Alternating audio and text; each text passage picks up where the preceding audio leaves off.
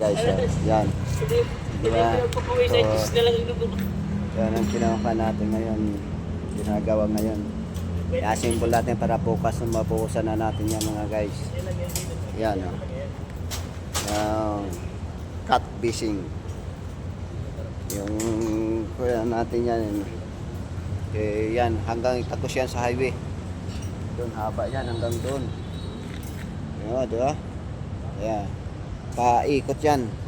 Kasi ito yung project ito open to. Sa baga magiging kainan lang to dito.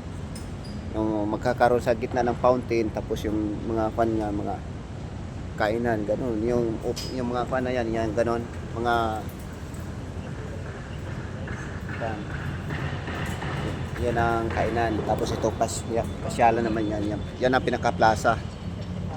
Kaya yan ang plano ng management dito. Magkakaroon siya ng fountain sa gitna.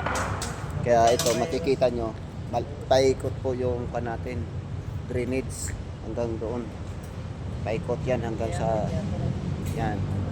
Kaya ito pinopundasyon na ina-assemble natin yung pundasyon. Kaya para mabukas. Pag naubuto ngayon maghapon, bukan natin ito, ihuhulog na bukas para diretso puting.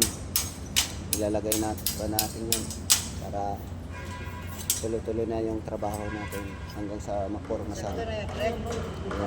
Salamat ulit.